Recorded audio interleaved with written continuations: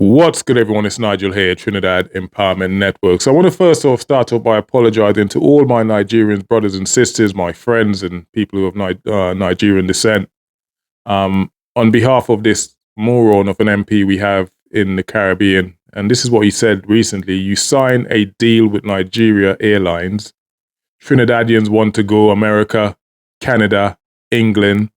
Who go in Nigeria? Not even Nigerians want to go Nigeria. So let's pause it right there, and because for me this isn't just ignorance, rank ignorance, stupidity, and ignorance combined. It's colonial brainwashing on full display. It's colonial brainwashing on full display. And today I want to break down why this is such an insulting thing to say. Because too many people in Trinidad still carry the belief that Africa is a place to avoid, and that somehow white majority countries are the only places worth aspiring to. And we see that on full display from I make no apologies for calling this man a moron, an idiot. When I put up that post that nobody wants to go to Nigeria, it had nothing to do with race. It had to do with the fact that Nigeria is the corruption, scam, and murder capital of the African continent. They have a lot of beautiful countries on that continent that we could have done a hub with. I have been putting that information out in the public space forever. But I see the PNM trolls looking for mischief because Philip Alexander out big and he damaging them in the PNM. So I pull my post. You can't find race in that. But because it's Nigeria, they could say that somehow I have a problem with Africa. Philip Edward Alexander has put more information about the origins of history coming out of Africa than anybody into the public space. And I could say that without fair contradiction. But me having no argument, and I ain't giving them PNM trolls no gas. Find another fool to ride. Me, I put up my post to say that the PNM government, that deal, is going to be rife with corruption. And it is probably going to be used to move money out of Trinidad and Tobago for them who thieving money. You see the talk, the race talk, I pull my own post. Carry on. So what he said is not just misguided, it's dangerous. It's dangerous. It's an insult to us Trinidadians who are of African descent. Who knows, maybe Nigerian descent. Most of us don't even know where we've come from. It's an insult to people from Nigeria, people from Africa. And these people need to be called out on their nonsense. They need to be called out. So first, let's talk a little bit about where we came from so this ignorant buffoon can be educated on who we are. This one infuriated me. Trinidad and Tobago was a colony, was a British colony under British rule. Africans were brought here in chains under the brutal system of slavery. That, I hope, at least we all know. After slavery was abolished around 1834 to 1838, and the British slave owners, 45,000 of them were compensated, the British still needed cheap labor. So they brought in over 140,000 Indians between 1845 and 1917 through this thing they call indentureship. Are you still with me? These workers were promised land and wages, and in all actuality, they were treated as second-class citizens, barely better than how the slaves were treated. So let's be clear on what's going on here. Whether you're African or Indian, we were all brought under the same system of exploitation. The only difference was the chains they used to bring us over. One was steel and the other was a contract. It's probably the best way of putting it. Let's not forget, when the slave trade was eventually abolished, like going back to 1834 to 1838, was initially abolished in 1834, went on for another 4 years because the British wanted an apprenticeship period. They couldn't just end slavery, so they kept it going until 1838. The slaves were compensated. The slave owners were compensated. Yet somehow, generations later, many of us have internalized the idea that Europe is better than Africa. The fact that the slave owners, 45,000 of them, British slave owners, were compensated to the tune of, that time, around 18 million pounds, British pounds. That's 18 billion in today's money. It's insanity for this man, this moron, to make a statement such as this. He has since apparently taken his statement down.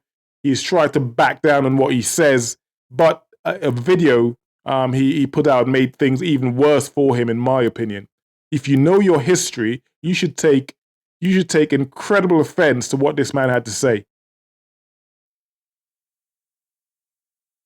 He said, "Who's going to Nigeria? Who's going to Nigeria?" Let's ask a better question. Who's going anywhere when your country has no direct flight options to new markets? Who's going anywhere? To downplay Nigeria the way he did, this man is running for MP and is likely to be elected as an MP. What sort of country are we living in now? Nigeria is Africa's largest economy. Bar none, Africa's largest economy is Nigeria. Nigeria has a population of in excess of 200 million people and a massive diaspora in places like the UK, the US, Canada. Nigeria is extremely oil rich. Tech innovation happens there all the time. And a lot of us, our culture goes back to Nigeria. Nollywood is the second largest film industry in the world after Bollywood. Afrobeats in Nigeria continues, or Afrobeat artists continue to dominate global charts. And guess what? African airlines are expanding aggressively into the Caribbean and Latin America, not just Trinidad and Tobago, of course. So for this man to say what he said, know your history and know how insulting this is to the people of Nigeria, let alone the people of Trinidad and Tobago. Learn your history. So when Trinidad signs a deal with Nigeria, this is not a gimmick. It's called global strategy. It's about being open. It's about opening doors for trade and tourism and cultural exchange and investment. This is what we're doing. I'm so you cannot believe. I'm lost for words, to be honest. I'm lost for words that this man is allowed to say these things and get away with it in Trinidad. But it shows the lack of education when it comes to our history. People like this MP can't see that because they're still trapped in some sort of plantation era mindset. The idea that value only comes from the white man, I suppose. That anything African is backwards. That we should only aspire to live in America, Canada, or England. Why? Do you not want people to stay in the Caribbean? Do you not want people to stay in Trinidad and Tobago? Do you not want to create job opportunities that mean we do not suffer from the brain drain and people end up leaving en masse after they're qualified? So we pay for them to get qualified and they end up leaving, taking their talent elsewhere. Who's losing out when that happens? Us. And just so you know, those countries don't even want us there, especially with Trump coming back in. You've seen what Britain did recently as well. the visa requirement for Trinidadians to come into the UK. Trump and his plans to get rid of anyone that does not look like him from America.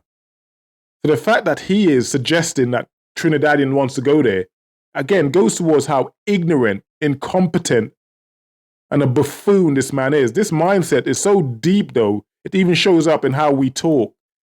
You know, man, it's so frustrating. These are ideas that's remnant of a divide and rule tactics planted by colonial powers to me to keep us separated, by the way. We see the divide that's going on in Trinidad as we speak in the run-up to this election is worse than I actually thought it would have been, or have been, or is. So you know that Africans and Indians in Trinidad were intentionally kept apart, given different jobs, different living areas, and told to distrust each other. All those years ago, it appears that still hasn't totally gone away if you look at the nonsense that you're seeing going on now. Now we turn around and we repeat the same divisions. We're repeating the same thing that they did to us all those years ago. The same division, the same mockings, the same, the mockings of African nations, looking down on black identity, chasing foreign passport like it's some kind of salvation. I mean, this is utter insanity. I'm going to probably wrap this up now and say that we Caribbean people, we Trinidadians, it's almost like we were programmed to think this way. And unless we confront it, unless we deal with it, I think we'll keep making the same mistakes. And this election and what we're seeing now is only proof. It's proof of that. This deal with Nigeria, or this potential deal with Nigeria, it's not just about flights. It's about rewriting the narrative between Caribbean and Africa. It's about looking at Africa and saying, we see opportunity. We see what's going on now globally, geopolitics. We just lost a great deal with Venezuela, and we're supposed to be a sovereign nation. We lost that deal because America said so. So if we see opportunity in Africa, we see potential, we see family in Africa. It's our ancestral homeland for a lot of us. So whether you're an Afro-Trini or Indo-Trini, whichever you refer to yourself as, because colonization tied us all to that continent through labor, through struggle, through resilience, I think it's high time we stop acting like beggars at the gate of broken empires and start acting like builders of our own. This idea that we all want to go to, I'm not going to keep repeating myself, but you probably could tell I found this one really frustrating. So my final thought would be to that MP, Alexander, whatever his name is, to that MP and anyone else pushing this colonial thinking, this colonial mindset to please read a book. Educate yourself, you moron. And to the people of Trinidad and Tobago, please wake up and understand your history. We, at some point in our beings, we have to break free from this mindset if we want to build a future that truly is ours, not one based on colonial rule. So I'd finally end by saying, if you excuse me, if you believe in the Caribbean, if you believe in Caribbean unity, if you believe in reconnecting with your roots and building real independence, not a reliance on the West, on America, on the UK and everyone else, then please like and share, and let's keep this conversation going. We are indeed a sovereign nation. This isn't about flights, it's about freedom. I'll see you guys in the next video. For now, much love. God bless. Take care.